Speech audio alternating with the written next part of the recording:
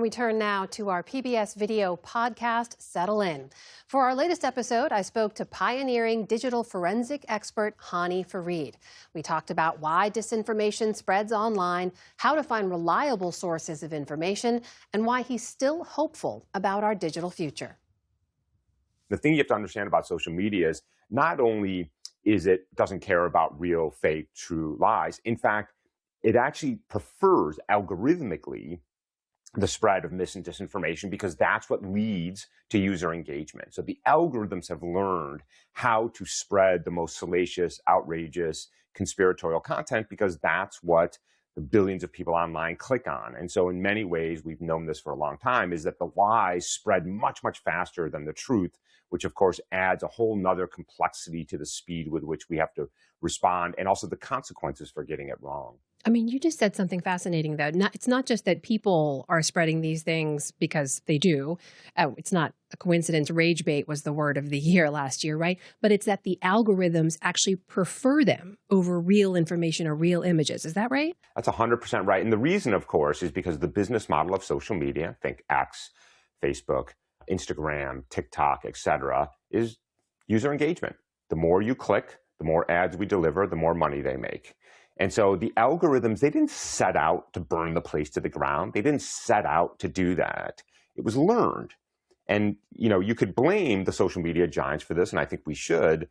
But at the end of the day, we're the ones clicking on those posts. We are the ones teaching the machines that this is what we will engage with.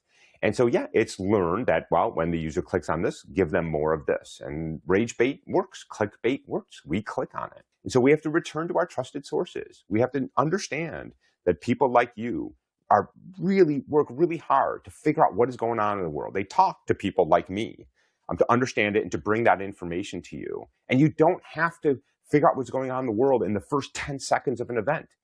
There is a speed accuracy trade-off. The faster you get your information, the less accurate it is. I would much, much rather wait until tomorrow morning and know what is going on than be lied to for the intervening 12 hours. And we just have to change that culture that people have to understand that social media is not designed as a reliable source of information. It's not. It never has, and it never will. The majority of Americans do get their news and information from social media. That's where we are right now. What you're calling for is an enormous cultural shift, the likes of which we are definitely not trending towards, right? So just culturally, short of even policy guidelines or companies and CEOs completely changing how they do their work, how does that kind of thing start? Yeah. So first, I'm not naive about this is a massive cultural, and not just here in the United States, but globally. But I'm also old enough to remember when something like 1/3 of Americans smoked cigarettes.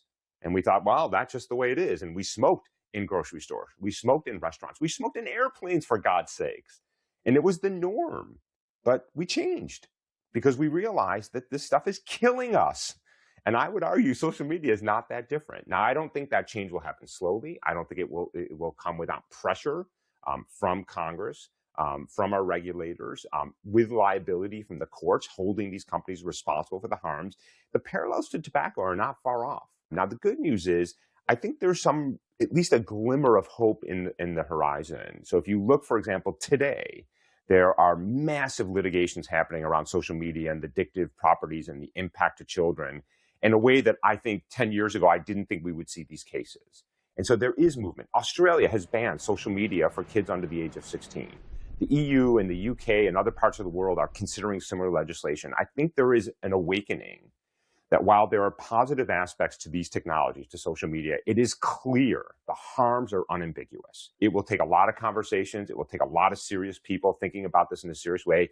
And it will take fighting back against massive, massive global corporate interests. But I don't know what the other option is. And you can watch that full conversation and all the episodes of Settle In on our YouTube channel or wherever you get your podcasts. Support your local PBS station. Your local station needs you now. Your generous financial support is more critical than ever to keep your local PBS station strong. Make a gift today to continue to provide a home for the NewsHour and other programs you rely on.